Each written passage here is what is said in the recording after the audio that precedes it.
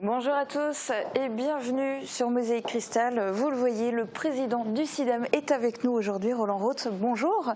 Bonjour. On va faire le point tout à l'heure. Merci beaucoup de participer à cette émission parce que vraiment, ces 2 saisons, le budget du CIDEM qui vient d'être voté, le point sur la lourde dette, on en parle tout à l'heure. Les internautes aussi s'interrogent à ce sujet et Marie-Morgane vous lira leurs commentaires. Coco. Salut. Pour le moment, on commence cette émission en duplex. Aujourd'hui, nos voisins allemands fêtent la réunification. Le 3 octobre est férié chez eux. L'occasion pour les consommateurs allemands de passer la frontière pour faire des courses en France. Bonjour Marie, depuis ce matin à Cora-Sarreguemines, je suppose que tu croises une majorité d'Allemands. Salut Julie, alors je me trouve devant le Cora de Sarreguemines, une enseigne qui est très plébiscitée par les Allemands. Les Allemands viennent essentiellement acheter de la nourriture, fromage, charcuterie, poisson, mais aussi boissons parce qu'il n'y a pas de consigne en France. L'enseigne Le Cora dont il est question aujourd'hui a pris ses dispositions, a réparti les personnels différemment pour pouvoir subvenir aux envies et aux besoins de la population allemande. Il faut savoir qu'une enseigne comme Le Cora, juste derrière moi, réalise 50 à 60% supplémentaires de chiffre d'affaires sur une journée comme aujourd'hui. Merci Marie et merci à Thibaut pour le cadrage. On revient vers vous dans quelques instants. On fait d'abord un tour d'horizon de l'actu.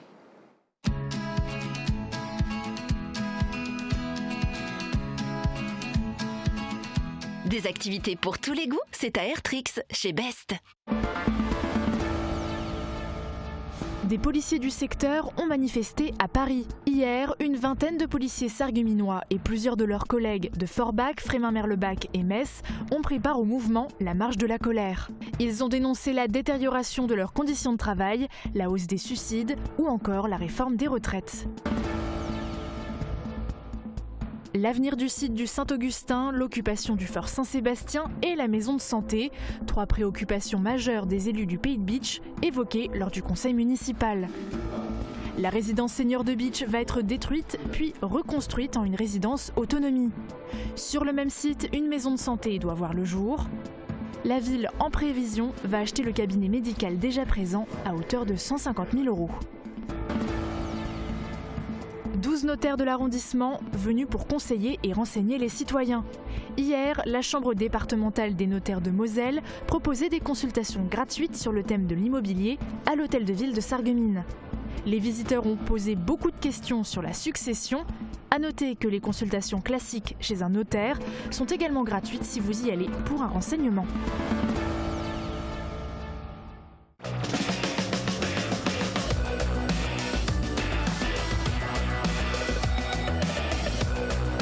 Roulez malin, prenez les transports en commun avec Cabus. On est en automne, météo de saison pour demain. Regardez les prévisions.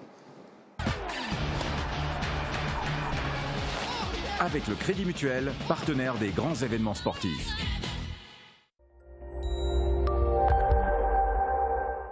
Demain matin, le ciel sera bien chargé avec des averses. En cours de journée, des éclaircies vont se former, mais des averses seront possibles jusqu'au soir. Du côté des températures, nous aurons entre 6 et 8 degrés le matin et entre 12 et 15 degrés l'après-midi. Demain, nous serons le vendredi 4 octobre et nous fêterons les François. Le soleil nous accompagnera de 7h35 à 19h04. L'automne, c'est aussi la saison des champignons. Vous en avez peut-être croisé lors de vos balades en forêt, comme celui-ci, photographié par Antoine Pixin. Merci à vous. Et on attend aussi vos images par mail ou sur notre page Facebook.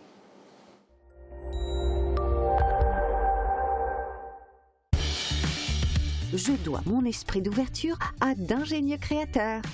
Fermap, des fenêtres étudiées pour vous.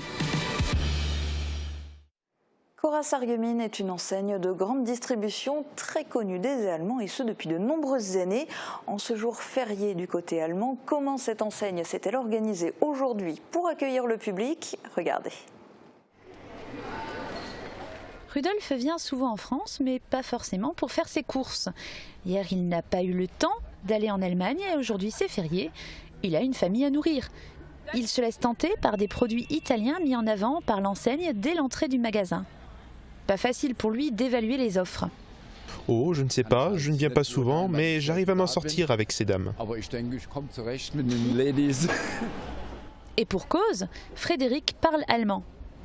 Écoutez, ils cherchent surtout des produits qu'ils n'ont pas chez eux, donc ils viennent pour les pâtés chez nous. Elle travaille ici depuis 25 ans et chaque jour férié, c'est la même chose. Un afflux de clientèle que certains ont du mal à comprendre.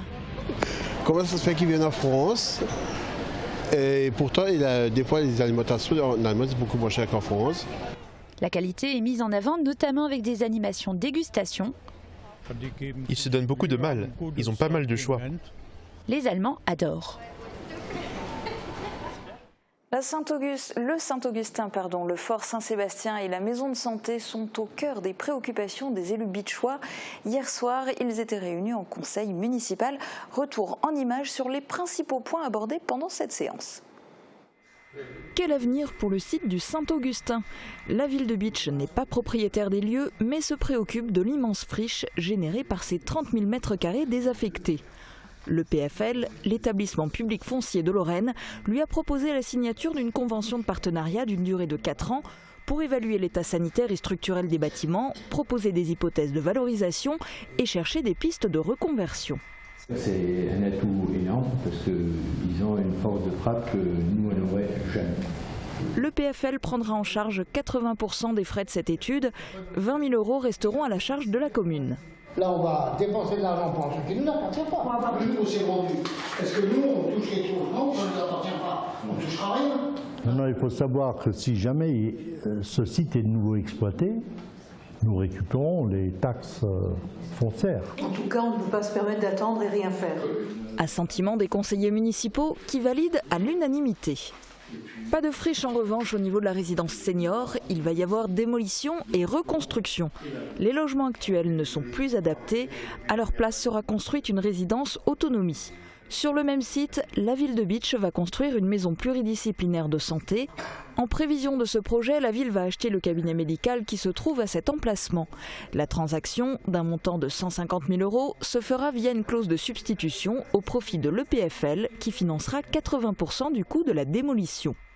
Versement d'une subvention exceptionnelle à l'association T2SB. Sur le principe, tous les conseillers sont favorables pour soutenir cette association qui œuvre à la préservation du patrimoine ferroviaire entre Sarreguemines et Bitche et vise la création d'un train touristique. Il restait à déterminer le montant de cette subvention exceptionnelle pour le projet 150 ans de la gare de Bitche. Après discussion basée sur très peu d'éléments, ce sont finalement 500 € qui seront versés. Une convention pour définir clairement l'occupation du Fort Saint-Sébastien. Le torchon brûle depuis 3 ans entre le maire et son ancien premier adjoint Pascal Leichnam, président de l'association Les Amis du Fort Saint-Sébastien. Donc les Amis du Fort Saint-Sébastien occupent toujours ce site de manière illégale. Voilà. Fustigeant les verrous et grilles qui empêchent le public d'accéder au site, le maire de Bitche a présenté au conseil municipal les termes de la convention d'autorisation d'occupation temporaire du site, qui appartient à la ville et dont est exclue la forêt alentour. Parmi les articles de cette convention, le libre accès du public, l'obligation d'obtenir l'accord préalable de la ville pour organiser des manifestations payantes et pour vendre des boissons alcoolisées, ou encore l'interdiction de stocker du matériel sur le site. Pas sûr que l'association, qui effectue des travaux de conservation et organise des événements festifs comme les Rois Mages ou la Hexenart, signe cette convention de bon cœur. Médaille surprise de la part des adjoints au maire de Willerwald à Albert Masselot. Ce n'était pas prévu au programme, mais le maire de cette commune a lui aussi eu une médaille récompensant ses 30 années passées en tant qu'élu. Albert Masselot a ensuite poursuivi la cérémonie comme il l'avait prévu en remettant une médaille d'honneur du travail à 2 employés de la commune et une médaille d'honneur régionale, départementale et communale à 2 élus municipaux. Lire en fête, partout en Moselle, c'est parti. Durant tout le mois d'octobre, des événements culturels se déroulent dans tout le département. Notre arrondissement ne déroge pas à la règle avec des rencontres d'auteurs, du théâtre ou encore des ateliers organisés dans différentes communes. Illustration à Zétain dans ce reportage de Guillaume Dumonteil. Les histoires se lisent, elles s'écoutent aussi. Un soir d'orage à Zétain, le conteur et musicien Guillaume Louis a raconté à son public des mythes et des légendes sur des instruments du monde entier que l'on n'a pas l'habitude d'entendre, comme le mélodica, le sitar ou la balalaïka. Des récits amusants, remplis de poésie, qui se déroulaient en Afrique, en Russie, ou encore en plein milieu de la Méditerranée avec Ulysse dans le palais de Nausicaa. Espérons que partout, encore aujourd'hui en Méditerranée, on puisse accueillir les étrangers comme des rois et leur permettre de retrouver leur chemin. Vogue, vogue, voyage. Vogue, vogue, sur la mer. Vogue, vogue, avec la peur. Vogue, elle est si loin ta terre. Vogue, elle est si loin ta terre. Vogue, elle est si loin ta terre.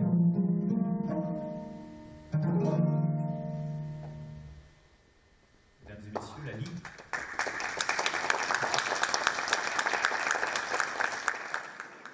Le FAS Charles et Marie Knell de Sarreguemines a 15 ans. Situé 21 rue Victor Hugo, ce foyer d'accueil spécialisé, véritable lieu de vie, accueille 17 personnes en situation de handicap qui ne pouvaient plus ou pas se procurer un emploi en milieu protégé. L'anniversaire a donné lieu à une journée festive, gustative et musicale. Dans un instant, on change radicalement d'ambiance. Le temps n'est pas à la fête au CIDEM. On fait le point avec notre invité Roland Roth. A tout de suite. L'assainissement avec le SDEA, des professionnels au service de tous au pays de Bitche.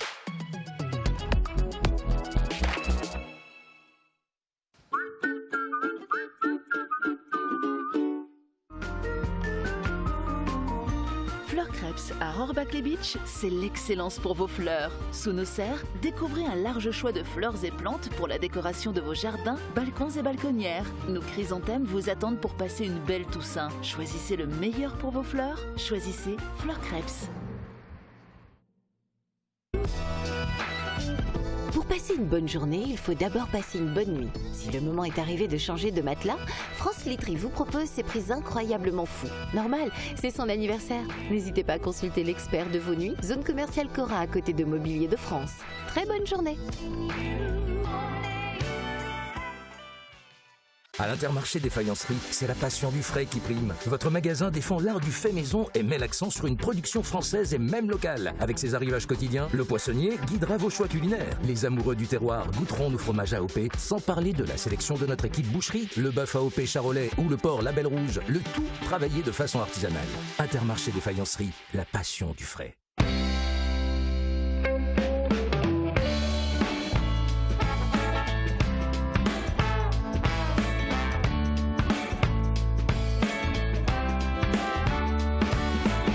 Le mois de la mode, c'est chez Best.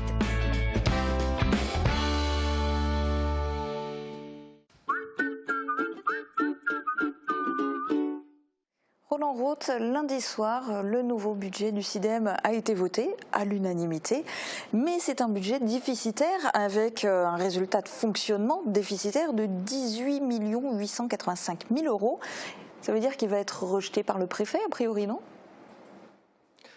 Comme vous l'avez relevé, et je crois que c'est le premier point peut-être sur lequel il faut réagir, le budget a été voté à l'unanimité et c'est pour moi personnellement très important puisque pour remplir ma mission, cette mission d'assainissement dans laquelle je me suis engagé, il me faut la confiance de mes collègues. Il y a 10 intercommunalités et si le vote c'est fait à l'unanimité, cela signifie que la confiance est là et pour moi c'est essentiel. Alors en ce qui concerne la partie financière, il fait apparaître effectivement un déficit qui n'est pas loin de 19 millions d'euros. Ce déficit était prévu dès le mois de juin. Nous savions que dans ce budget consolidé apparaîtrait la réalité de la situation financière du CIDEM qui est à cette hauteur. Mais ce déficit, il fallait l'inscrire et mettre en face des recettes qui ne sont pas garanties relève, je dirais, d'une gymnastique qui n'est pas forcément la mienne.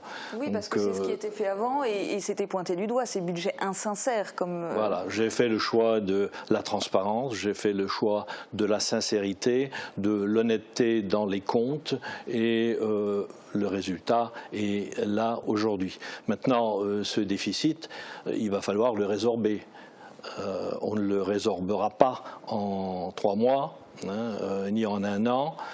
D'après nos estimations, il faudra compter 3 à 4 années de gestion rigoureuse pour arriver à résorber ce déficit. Le préfet connaît cette situation. Il prendra la décision qui, à ses yeux, est la meilleure. Donc nous nous mettons en attente aujourd'hui, mais j'ai bon espoir malgré tout qu'il se range à la réalité des choses et qu'il nous apporte son soutien dans ce domaine. Parce qu'il y a aussi la Cour des comptes avec laquelle le SIDEM a eu régulièrement des rapports un peu compliqués, on va dire. Oui.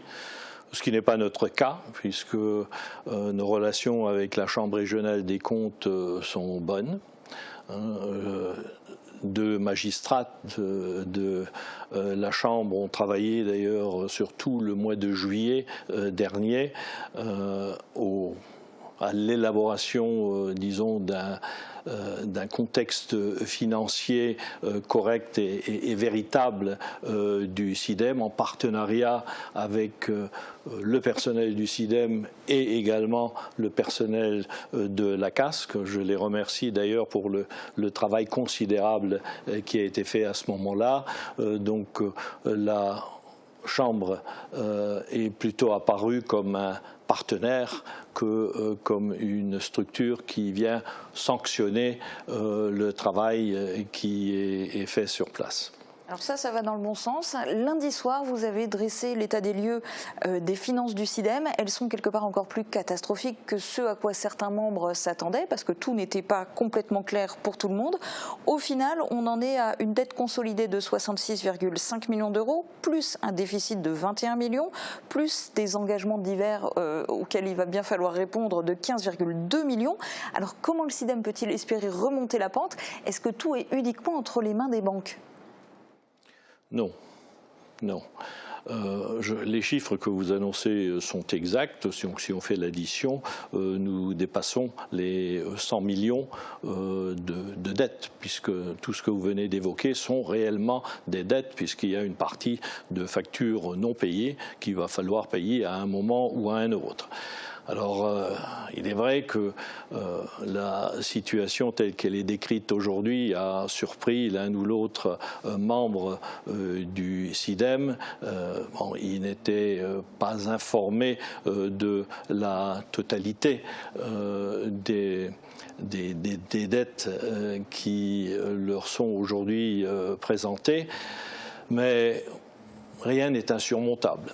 Et je crois qu'il va falloir agir sur plusieurs leviers. Nous en avons choisi 2 pour commencer. Le premier, c'est les économies. Je crois qu'il est indispensable que dans le fonctionnement du SIDEM, on fasse des économies. Et puis, il y en a qui sont possibles. Malgré ce qui était prétendu avant. Donc il y a un certain nombre de choses qui méritent d'être analysées de façon particulière et qui nous permettront d'économiser des montants substantiels. Alors il y a dans le personnel, il y a eu un certain nombre de départs. Pour vous donner quelques exemples, ces départs ne seront pas remplacés. Nous allons passer par des mises en concurrence systématiques des fournisseurs. ce qui n'était pas le cas jusqu'ici, donc qui nous permettront de réduire la note. C'est quand même assez incroyable d'entendre ça, que ce n'était pas le cas jusqu'à maintenant, de la mise en concurrence de fournisseurs. C'est impressionnant. Voilà. Bon, nous allons lancer, pour vous donner un ordre de grandeur, 70 marchés pour avoir donc des prix intéressants en face suite à la mise en concurrence. Il y a des économies à faire sur je dirais la pratique quotidienne. Il y a la partie véhicule, partie téléphonie, bon, il y a un certain nombre de choses qui méritent d'être ajustées. Il y a d'autres économies à prévoir. Il y a également des cessions à faire. La plateforme de Beach, donc le centre de transfert de Beach, va probablement être vendu à la Comcom de Beach. Le SIDEM possède une forêt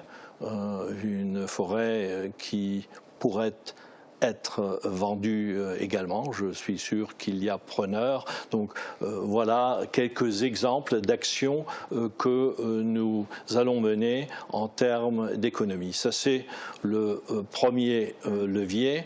Et puis la renégociation avec les banques, en espérant qu'elles ne vous lâchent pas.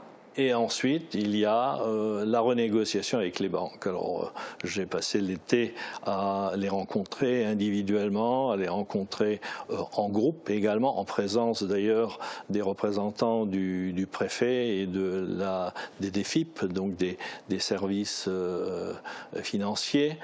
Nous avons présenté la situation clairement aux banques et nous avons suggéré un certain nombre de solutions. Nous sommes en attente aujourd'hui d'un retour.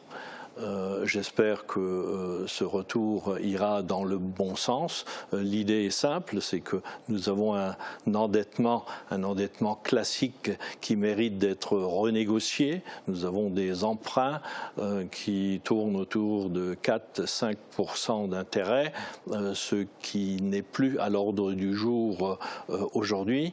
Ça, c'est pour la partie endettement classique. Pour les 21 millions et les 15 millions que vous évoquiez tout à l'heure, il faudra probablement passer par un nouvel emprunt aux conditions actuelles qui sont certainement plus intéressantes et qui nous permettraient de repartir à zéro. Donc ce serait pour nous la solution idéale, mais c'est là que nous attendons la réaction des banques. Il faudra avoir un peu de patience encore avant d'y voir plus clair. Alors, justement, par rapport aux emprunts auprès des banques, nos internautes ont souhaité réagir. Marie-Laure a commenté: en tant que contribuable et comme toute personne, lorsqu'on fait des conneries sur les comptes bancaires, nos banquiers nous mettent un holà pour pas que la situation dégénère. Mais au SIDEM, ça prête sans compter. Pour moi, le SIDEM doit être mis en liquidation judiciaire avec obligation de rembourser intégralement l'argent prêté sans passer par le contribuable. Et Rémi Zeivert, le président de l'ADQV, l'association de défense pour la qualité de vie au Pays de Beach, a également réagi. Il faut que les dirigeants actuels qui ont constaté le désastre saisissent le procureur. Les preuves sont là, indéniables. Les contribuables vont se révolter s'il y a une nouvelle hausse. Alors justement, est-ce que les internautes et les habitants peuvent s'inquiéter d'une nouvelle hausse pour la taxe aux ordures ménagères ? Je vais répondre à la question. J'allais le faire sans que vous me la posiez, puisque le troisième levier, c'est celui de l'augmentation des contributions des intercommunalités, qui se répercute directement sur le coût du service au niveau de l'usager. Donc c'est l'Interco et ce n'est pas le SIDEM qui fixe le tarif des ordures ménagères. Donc nous ne souhaitons pas, parce que toute la démarche telle que je l'ai décrite va dans ce sens, nous ne souhaitons pas augmenter la contribution des intercommunalités, ce qui signifie qu'on en restera là au niveau de l'augmentation éventuelle de la taxe des ordures ménagères ou de la redevance, puisque c'est traité de façon très différente d'une collectivité à l'autre. Donc voilà, donc pour répondre à l'une des questions, l'autre question, voilà, mettre un syndicat en liquidation, ça semble difficile, hein, et rembourser les emprunts, oui, comment? On les remboursera à un moment donné, mais il faut avoir les moyens de le faire, donc ce n'est pas aussi simple que cela. Il n'y a pas que le SIDEM, il y a aussi ce qui gravite autour. Et lundi soir, vous avez évoqué la suppression des filiales. Vous avez même annoncé un coût que représenterait la liquidation de ces filiales. C'est évalué à 1,4 million d'euros. Alors, quelles sont ces filiales et en quoi la suppression de ces filiales assainirait-elle la situation du SIDEM ?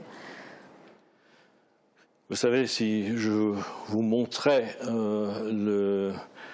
l'organisation du SIDEM actuel, vous seriez surprise, hein, puisque bon, il y a une partie publique d'un côté et il y a une partie privée de l'autre. Cette partie privée est composée d'une SEM, d'une société d'économie mixte, qui a été créée à un moment donné pour apporter des participations à d'autres sociétés, des SAS, des sociétés avec action simplifiée, qui ont des missions particulières. Il y en a même une de ces SAS qui est en Suède. Donc il y a une panoplie de sociétés qui sont toutes dans le rouge financièrement, hein, à un point où le commissaire aux comptes a refusé à un moment donné de signer les comptes de ces sociétés.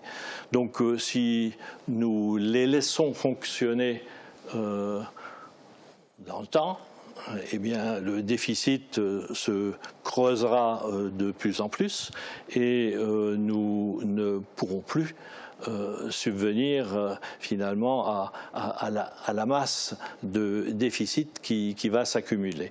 Donc il n'y a qu'une solution à nos yeux, c'est de supprimer ces sociétés. Ça a démarré déjà puisque la société d'économie mixte va être dissoute très rapidement. Alors pourquoi ce 1,4 million? Il s'explique assez facilement. Le SIDEM, au moment de la création de cette SEM, a apporté un capital qui était de l'ordre de 30 000 euros.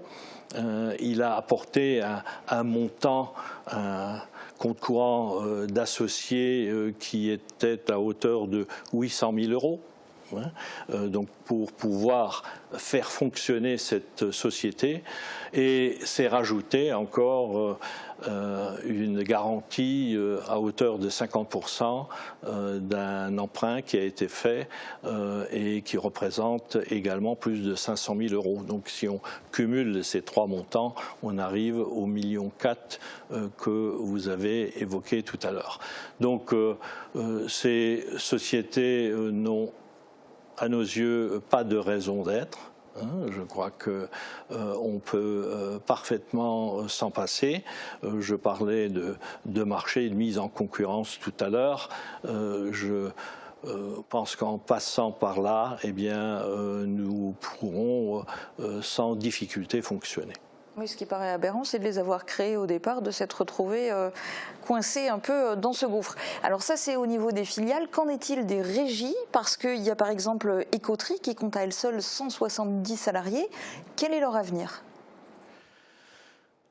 Pour les régies, c'est un peu pareil, puisque bon, nous avons 3 régies.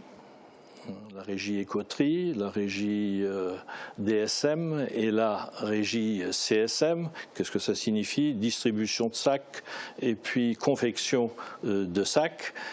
Ces régies sont toutes à autonomie financière et décisionnelle. Alors qu'est-ce que ça veut dire? C'est qu'elles peuvent fonctionner de façon totalement libre, hein, par le biais d'un directeur qui est donc le responsable légal de ces régies, et nous avons constaté qu'il n'y avait pas réellement de contrôle politique derrière ces régies. Voilà, alors réaction de notre part, eh bien ces régies seront supprimées et remplacées tout simplement, je dis tout simplement parce que nous connaissons ces pratiques, par un budget annexe. La communauté d'agglomération fonctionne comme ça. Nous avons un budget principal et nous avons à côté un budget ordures ménagères. Eh bien, ça se passera de la même manière au CIDEM. Les deux budgets sont validés par l'Assemblée, donc par les responsables élus, et il n'y aura pour le personnel, notamment, si on parle des coteries, aucun risque à ce niveau. Notre personnel au niveau de la communauté d'agglomération se porte très bien comme ça. Donc au lieu d'être salariés d'une régie, ils seront salariés du CIDEM au travers de leur budget annexe. Et nous, on avait fait un reportage justement avec les salariés des coteries qui exprimaient un petit peu leur inquiétude. Et Raymond a commenté « Depuis le temps que l'ADQV et d'autres disent que le tri n'est pas la solution, du moins en sac comme ça, maintenant ils veulent faire pleurer dans les chaumières avec le risque pour les employés des coteries. Bien sûr qu'il faut trier et donc les emplois seront préservés, mais pas en fabriquant des sacs pour y mettre les déchets. » Alors qu'est-ce que vous pensez de cette idée ? Oui. Je pense qu'il y a une bonne partie de vérité là-dedans. Bon, j'ai pas très bien compris l'idée des sacs, donc. C'est arrêter de les fabriquer, voilà, quoi. C'est ça. Donc, arrêter de fabriquer les sacs. C'était mieux de les acheter au Vietnam. Oui, bon, on les achetait au Vietnam dans le temps. On a décidé de construire une usine de fabrication de sacs. Je ne suis pas sûr aujourd'hui que le choix a été le meilleur, puisque quand on met le coût du sac face à face, je ne suis pas convaincu qu'on soit réellement gagnant. Mais là, cet internaute, il est même contre l'utilisation des sacs en soi. Il trouve que ça fonctionne pas, quoi. Oui, qu'il faudrait trier, mais sans les sacs. Oui, peut-être. Ce sont des réflexions que nous allons mener prochainement. D'ailleurs, on parlera de sacs également à ce moment-là. Il y a beaucoup de choses à dire dans ce domaine. C'est un réel problème. Le premier problème des sacs est leur utilisation. Quand vous regardez un peu autour de vous, vous constatez qu'on n'utilise pas uniquement ces sacs pour y mettre des déchets. On les utilise pour transporter divers objets à droite et à gauche. Donc ça, c'est une réflexion à mener à ce niveau-là. Et ensuite, au niveau de la distribution, il y a certainement aussi des choses à faire. Et justement, au niveau de la distribution, avant le conseil syndical de lundi soir, il y avait pas mal de rumeurs qui circulaient, des gens qui pensaient que que le CIDEM allait arrêter de distribuer les sacs et que ça allait être délégué aux mairies, que ça allait être finalement de nouveau aux mairies de s'en occuper, puisqu'à l'origine, c'était ça. Nous en avons parlé, effectivement. Aucune décision n'est prise à ce niveau-là. Ce sont des décisions importantes et qui méritent d'être bien travaillé. Donc pour l'instant, aucune décision n'est prise à ce niveau. Mais en tout cas, nos internautes sont pour une distribution à nouveau en mairie. Patrick a répondu « Le CIDEM déplace 3 ou 4 personnes pour distribuer des sacs dans un village de 250 habitants, alors qu'une personne serait largement suffisante. Les économies pourraient commencer par là. » Et Marie-Laure a poursuivi « Comme si distribuer les sacs en mairie n'était pas possible, alors que le camion qui a coûté une fortune n'est pas adapté à des personnes en fauteuil roulant. » Donc encore des avis pour alimenter la réflexion. Voilà, je reçois ces avis, je les enregistre effectivement. Il y a des avis pertinents, effectivement. Alors en dehors de cette décision concernant la distribution des sacs, qui n'est pas forcément la plus importante dans l'avenir du CIDEM, quelles sont les prochaines échéances pour le CIDEM ? Il va falloir déjà terminer notre année financièrement dans de bonnes conditions, sans accroc particulier. Nous allons, en parallèle de nos, je dirais, de toute la partie financière, nos préoccupations financières, nous allons nous attaquer au fonctionnement du SIDEM, parce que là aussi il y a des pistes à trouver, il y a des mutualisations peut-être à mettre en place avec des partenaires qui sont autour de nous, sur Metz ou sur Thionville. Donc il y a certainement du travail à faire pour optimiser les équipements qui sont en place. Ceux qui appartiennent au SIDEM, pour certains, sont dans un état de dégradation avancé. L'usure a fait son effet, donc il va falloir penser soit à un investissement fort sur l'un ou l'autre équipement, notamment. Ça c'est moi qui fait un peu peur en ce moment, parce que tout le monde se dit investissement, ça veut dire encore emprunt, donc augmenter la dette. Oui, mais ne vous inquiétez pas, nous sommes très attentifs à cette situation-là, et je n'ai pas du tout l'intention de lâcher les rênes comme ça. Donc voilà.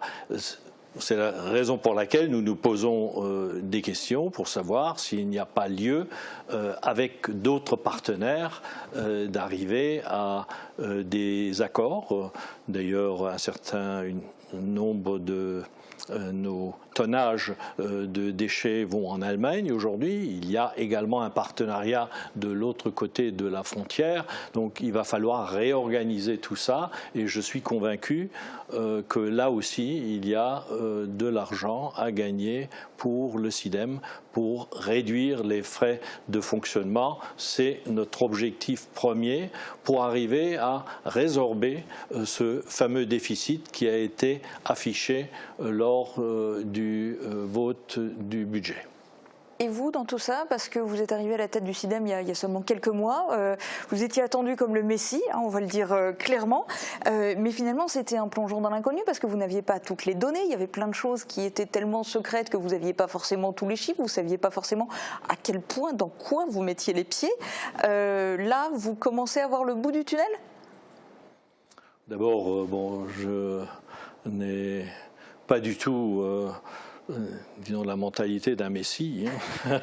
Alors loin de là, ce n'est pas ma façon de faire. Par contre, je crois fermement au travail. Je crois qu'il fallait se plonger à fond dans la situation du SIDEM actuel, autant sur le plan financier d'ailleurs que sur le plan du fonctionnement qui va suivre et qui va être tout aussi important. On ne peut pas dire que je me sois plongé dans l'inconnu, puisque j'avais connaissance d'un certain nombre de choses. Je ne savais pas tout. J'ai découvert des choses en cours de route, bien entendu. Mais voilà, donc je prends acte. Le bilan de la situation actuelle du SIDEM a été fait. Et nous allons essayer de trouver les solutions. Alors le tunnel, il faut d'abord bien le consolider, et puis on peut espérer voir le bout, effectivement, s'il n'y a pas de brouillard qui s'y accumule, il faut que l'horizon reste clair. Voilà. Moi, je vais revenir sur d'anciens commentaires, notamment Yvan qui avait écrit « Enfin du sérieux » lorsque vous avez annoncé votre candidature à la présidence du SIDEM. Et lors de votre élection, Raymond a commenté « Au boulot maintenant, Monsieur Roth, il va falloir se bouger, écouter d'autres avis, parce que tel quel, le SIDEM resterait un trou sans fond, alors que son rôle, c'est uniquement enlèvement et traitement des déchets. » Et enfin, Alex a écrit « C'est grave de voir tous ces élus s'étriper de la sorte après tant d'années d'omerta, et j'ose le mot, mais qu'est venu faire le président Roth dans ce panier de crabes ?» Alors, est-ce que vous avez encore un mot pour nos internautes ? Oui, d'abord, je remercie ceux qui m'ont vu arriver, disons, avec plaisir et avec espoir. C'est un panier de crabes, oui. J'ai un peu d'expérience quand même maintenant dans la gestion des collectivités. C'est aussi pour moi un peu un challenge. pour essayer de redresser la situation. Je suis arrivé là, pourquoi? Mais tout simplement parce qu'à un moment, après la démission de l'ancien président, j'ai pris des initiatives, j'ai fait quelques propositions de redressement et on m'a dit tout simplement, t'as qu'à faire. Donc voilà. Mais les propositions en œuvre, mes collègues y croyaient comme moi et puis voilà. Donc j'espère qu'on arrivera à redresser la situation et puis voilà, ce sera dans l'intérêt de tous et notamment des usagers, c'est important. Mais quoi qu'il arrive, c'est impossible en quelques mois, donc quid de l'avenir? Est-ce que vous allez rester à la tête du SIDEM? Parce que pour le moment, vous n'avez officiellement encore rien annoncé pour les prochaines municipales de 2020. Alors est-ce que vous allez à nouveau briguer la mairie de Bisgars-Villers et la présidence de la Casque et le SIDEM? Vous voyez que le chemin est long, quoi. Hein. Oui, bon, je m'attendais à la question. Hein. Bon, je vous répondrai en temps voulu hein, par rapport à la décision qui sera la mienne. En regardant un peu autour de moi actuellement, je constate que il y a un attrait particulier qui se dégage pour le fauteuil de président de la communauté d'agglomération. Vous vous sentez poussé dehors de la Casque? Oh non, pas poussé dehors, mais je sens qu'il y a un intérêt particulier, et c'est pas plus mal, parce que ça permet de constater que finalement l'outil est un bon outil. Hein, c'est un outil qui a évolué sur les 30 dernières années de façon assez extraordinaire hein, et je peux comprendre. Donc on verra. Qui le brigue ce fauteuil? Il y en a pas mal, d'après ce que j'entends à droite et à gauche, on sent un véritable intérêt. La Casque a porté de gros dossiers, elle en portera d'autres, et peut-être que j'aurai la chance d'ici quelques semaines d'en parler. Ça n'étonnera peut-être personne si demain je décidais d'être candidat à ma propre succession. On verra. Hein, donc on patiente encore un petit peu. Donc on patiente encore un peu. Merci en tout cas d'avoir été notre invité aujourd'hui, même si vous ne répondez pas complètement en tout cas à la dernière question. On va passer maintenant à la chronique des sorties. Marie-Morgane, qu'est-ce que tu nous proposes? Alors on va commencer en musique avec Charel et son association Agir Ensemble. Il va chanter les succès de Johnny Hallyday samedi soir au Casino des Faïenceries. Alors ça promet d'être un très beau spectacle. Vous pouvez acheter des tickets en prévente à l'Office de tourisme de Sarreguemines, sinon le soir même du spectacle. Mais attention, les places sont limitées.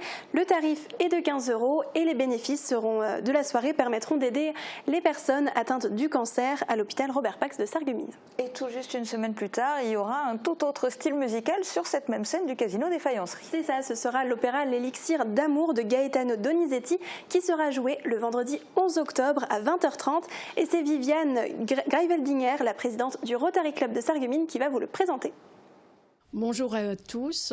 Au nom du Rotary Club de Sarreguemines, je vous invite au Casino des Faïenceries à Sarreguemines pour un opéra. Il s'agit d'une première à Sarreguemines, L'Élixir d'amour. Comme beaucoup d'opéras, il s'agit d'un triangle d'amoureux. Il y a deux hommes qui se disputent les faveurs d'une femme. En l'occurrence, il s'agit d'Adina dans l'opéra et Adina est tenue par Victoria Young, qui est une jeune soprano originaire de la Moselle. Je vous invite très nombreux pour venir voir cet opéra et découvrir par vous-même le dénouement de cette intrigue amoureuse. Et vous pouvez dès à présent réserver votre billet à l'Office de tourisme au Cora de Sarreguemines ou par internet sur le site du Rotary Club de Sarreguemines. Le prix est de 30 €. Et direction Beach maintenant pour la Sainte Hildegarde.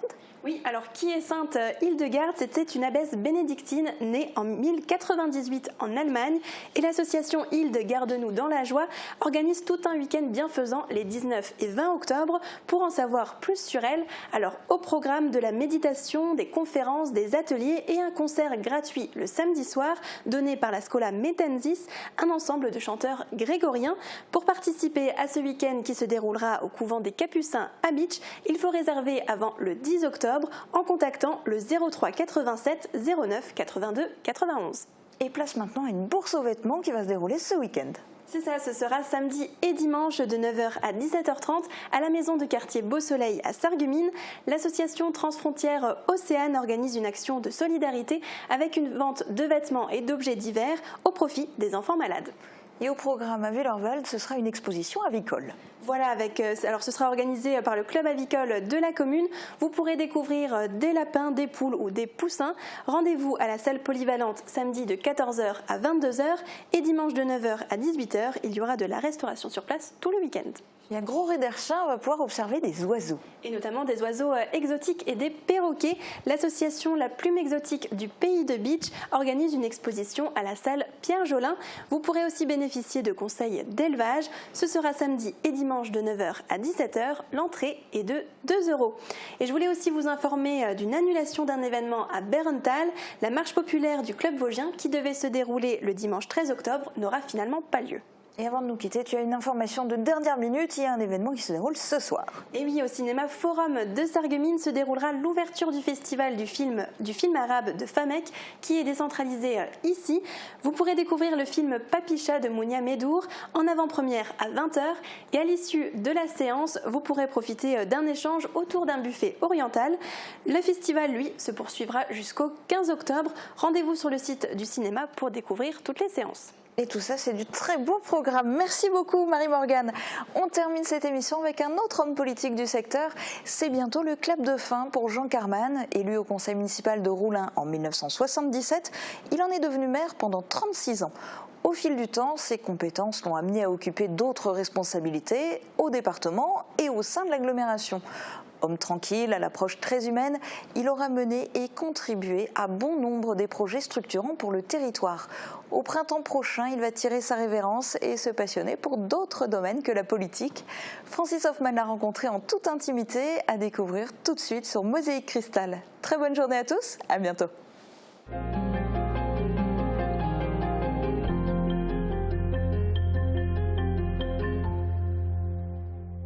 Un homme de projet qui a toujours souhaité aller de l'avant pour ma commune, pour toutes les collectivités dans lesquelles j'ai eu des responsabilités. Alors je me suis posé la question, faut-il encore vous présenter? Vous occupez la scène politique depuis des décennies, maire de Roulin, ex-vice-président du conseil départemental, vice-président de la CASC, président du centre de gestion de la fonction publique territoriale. La charge était ou est lourde. Vous y avez trouvé une forme d'accomplissement? J'ai cherché à apprendre tout le temps. Quand je suis arrivé à la mairie, je me suis rendu compte que je n'y connaissais rien, que j'avais tout à apprendre. Et donc, j'ai commencé par cela. Et puis, l'idée ou l'opportunité est venue de connaître le conseil général. Là aussi, on découvre tout au départ et on élargit ses compétences, ses connaissances et c'était très, très enrichissant. Au centre de gestion, j'y suis pratiquement depuis 1983. C'est-à-dire que ce sont des maires qui sont élus au centre de gestion à des différents niveaux de responsabilité. Et puis la communauté d'agglomération, c'était au départ un petit district avec peu de compétences. Et petit à petit, il a pris de l'importance et en même temps, je me suis instruit. Alors, homme engagé, mais jamais vraiment dans un parti politique, on vous sent de gauche. Et vous avez travaillé en permanence avec des collègues de droite. Au final, votre tempérament modéré vous a naturellement positionné au centre. Votre commentaire? Si s'occuper des gens, essayer d'améliorer leur bien-être et de gauche, alors oui, d'accord. Mais moi, ce qui m'intéressait, c'est d'accompagner les personnes qui avaient des projets, qui voulaient aller de l'avant. Il se trouve qu'à cette époque-là, aux affaires, aux responsabilités, ils étaient soit du centre, soit de droite. On a bien travaillé ensemble, sans pourtant qu'avec certains collègues de gauche, il y ait la moindre difficulté. Donc vous étiez au centre et vous avez cultivé finalement ce que d'autres cultivent en ce moment, c'est-à-dire essayer de rapprocher les gens ou les... Oui. Être parti dans un parti m'a paru être partisan, c'est-à-dire consacrer plus de temps au parti qu'au projet et à l'intérêt des gens. Donc c'était du temps que je ne voulais pas perdre. Je préfère être dans un mouvement associatif, où là vraiment le bénévolat, le don de soi est naturel, que d'être au sein d'un parti politique. Alors on approche des municipales, vous avez décidé de ne plus candidater l'année prochaine. Je suppose que c'était une décision difficile. C'était une décision mûrement réfléchie. Déjà en 2014, quand j'ai été élu pour la dernière fois à la mairie, j'avais pris cette décision. Et j'avais décidé de préparer, bien sûr, la relève, parce que je souhaitais que la dynamique qui était enclenchée depuis de nombreuses années, elle devait se poursuivre, continuer dans la même direction. Entre toutes vos fonctions, finalement, le rôle de maire n'est-il pas resté central?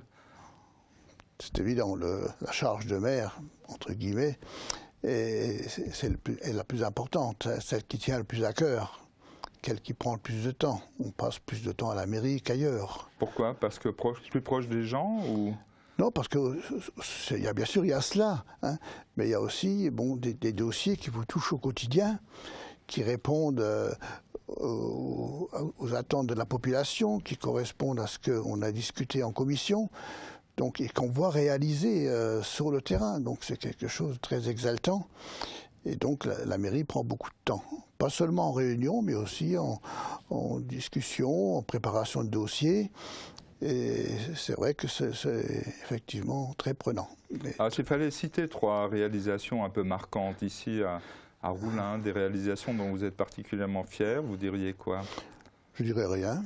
Je dirais rien parce que je ne peux pas faire une liste à la Prévert de tout cela. Même les petits projets étaient importants et j'en suis fier. Mais il faut savoir que quand on est venu à la mairie, on avait un projet, on avait une dynamique, une envie d'aller de l'avant dans certains domaines. Hein, on avait constaté, toute l'équipe, parce que c'est un travail d'équipe, ça il ne faut surtout pas l'oublier, hein. On avait constaté que la commune avait perdu 300 habitants, par exemple, en 25 ans. Il fallait enrayer ce déclin démographique. Donc il y avait des mesures à prendre dans ce domaine-là. Hein, en 30 ans, on a fait 12 lotissements qui sont succédés. Et là, on est dans une bibliothèque qui est au sein d'un lotissement. Hein. Et on a constaté également qu'il y avait un soutien aux associations qui n'existait pas, qu'il fallait l'apporter. Donc il fallait des équipements. On a vu qu'il y avait des réseaux qui étaient en mauvais état. On les a renouvelés. Voilà. Et je pourrais citer comme ça plein d'autres choses, l'attractivité de la commune, l'osmose entre ce qu'on appelle la cité et puis l'ancien village. Ça aussi, c'était quelque chose à cultiver. Il y avait de quoi faire. Et c'est pour ça que souvent un mandat ne suffit pas pour aller au bout, parce que vous savez que les dossiers mettent du temps à se réaliser et il faut quelquefois une décennie, sinon plus, pour faire aboutir un dossier. On va partir maintenant à Metz. Donc vous étiez vous avez été plusieurs fois élu conseiller départemental, à la fin vice-président du conseil départemental. Alors vous retenez quoi? Parce que là vous avez aussi été très près des communes. S'il fallait retenir quelque chose de votre action locale, on va dire. Oui, bon, c'est vrai que quand on est conseiller départemental, on est d'abord conseiller du département. Mais on n'oublie pas qu'on a été élu localement et donc on s'adresse bien sûr à toutes les communes, et à les municipalités, les maires qui les représentent. Donc j'étais souvent les voir. J'allais plusieurs fois par an leur rendre visite et prendre connaissance de leurs projets et voir dans quelle mesure le département pouvait les aider. Ça, c'était vraiment très enrichissant pour moi aussi de voir comment fonctionnaient les communes. Il y a des différences, hein, c'est clair. Puis, selon les moyens des unes et des autres, il fallait les soutenir plus ou moins celle-là plutôt que l'autre. Mais le département, c'est pas seulement cela. Hein. Il y avait aussi des choses qui m'apportaient au niveau du département. C'était par exemple la sécurité routière. Hein. J'avais une délégation en matière de sécurité routière et je tenais vraiment absolument que dans notre secteur et même ailleurs, eh bien, les routes soient les plus sûres possibles. Donc j'ai mené des actions pour que des projets dans ce sens-là soient réalisés. Alors à la casque, vous êtes en charge du budget. Hein. Aujourd'hui, les collectivités sont souvent épinglées par la Cour des comptes pour leurs coûts de fonctionnement en cesse augmentation. Est-ce que vous trouvez que les orientations prises par la casque étaient compatibles avec votre rigueur de gestionnaire?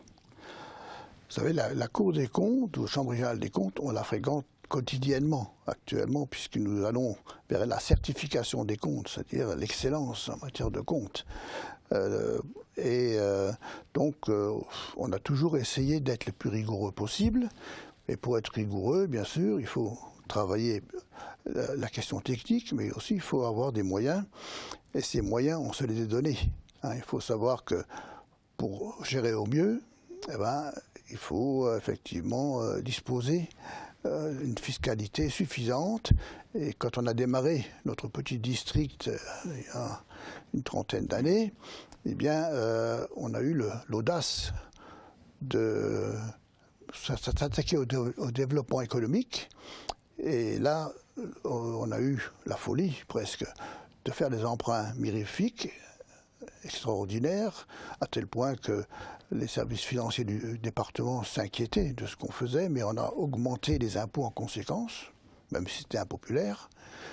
Mais cela dit, on a eu un retour sur investissement considérable, ce qui a donné à la casque une aisance financière qui nous a facilité les choses et les communes ont bien sûr on en profitait par la suite. Bon, en dehors de ce côté gestionnaire, on ne peut pas ignorer que dans cette interview, le rôle majeur que vous avez joué dans le développement d'une télévision locale sur le secteur de Sarreguemines, au moment où il en existait d'ailleurs déjà une sur le secteur de Bitche. Oui. Mais tout ça, c'est pas un hasard non plus. Hein. J'ai toujours été intéressé par le fait qu'il fallait informer la population. Déjà adolescent, avec des copains, club de jeunes, on avait déjà fait un journal. À la mairie en 83, on a créé un bulletin municipal à peine élu. On en est au 133e numéro, là, qui va sortir prochainement. Alors, j'ai toujours voulu que la population soit informée de ce qui se passe dans son secteur. Et effectivement, j'ai été très intéressé parce que ce qui avait été fait à Bitche, par le maire de l'époque, et qui, j'aurais souhaité, à cette époque-là, que cette télé de Bitche se développe et qu'elle arrive à englober tout l'arrondissement. J'ai essayé, bon, on a été voir la télé du Bitche, on a été voir les élus du Bitche. Cette idée n'a pas abouti, donc il a fallu créer notre télé de Sarreguemines et environ. Et je suis maintenant très heureux que les deux télés se soient réunies. Un père, parce qu'on vous appelait toujours un peu le père de cette télévision, a des exigences. Hein. Est-ce que vous seriez aujourd'hui en situation de dire que le service rendu par cette télévision vous satisfait, vous? Je pense qu'il faut qu'elle continue à grandir comme elle le fait. Hein. C'est une croissance intéressante parce que non seulement elle rend compte des événements, je pense de façon la plus honnête possible, et puis elle produit. Elle produit des images, elle produit des reportages qui vont constituer la mémoire collective de notre région pour les années à venir. Ça vaudra la peine de les regarder quand je serai centenaire dans quelques décennies. Alors l'année prochaine, vous aurez le temps de regarder encore davantage la télé puisque Absolument. vous serez retraité de l'éducation nationale, puisque vous avez exercé la fonction de professeur de sciences et physique. mais vous serez aussi libéré de tous vos mandats. Alors, dans quel état d'esprit est-ce qu'on est comme ça quand on quitte la scène publique? Bon, ça veut dire, on dit qu'on va continuer à s'intéresser à ce qui se passe autour de nous, mais surtout qu'on va pouvoir enfin faire un tas de choses qu'on a mis de côté pendant des décennies, parce que l'engagement politique a tout pris, quoi. A pris tout le temps. La famille a beaucoup, je pense, été impactée par mes absences, donc je vais essayer de m'occuper un peu davantage de mes enfants et de mes petits-enfants. Et puis il y a un tas de choses comme cela que je n'ai pas pu faire, ne serait-ce que lire. Voilà, on est dans un local, j'ai très peu lu, à part les documents administratifs, ces dernières décennies, donc faire des mots croisés, voilà, marcher, voilà. Une belle vie de retraité. Je pense que oui. Alors, je suis occupé. On le constate avec le décès récent de Chirac, la reconnaissance, elle vient souvent très tard. Est-ce que vous avez le sentiment que votre investissement est ou a été suffisamment reconnu, ou est-ce que c'est quelque chose qui ne vous touche pas? Je pense que la reconnaissance, je l'ai déjà eue. Je l'ai déjà eue déjà en étant réélu à chaque fois. Je n'ai jamais été battu dans aucune des élections auxquelles je me suis présenté, donc j'ai déjà eu cette reconnaissance. Je remercie les gens pour ces engagements qu'ils ont pris à mon encontre.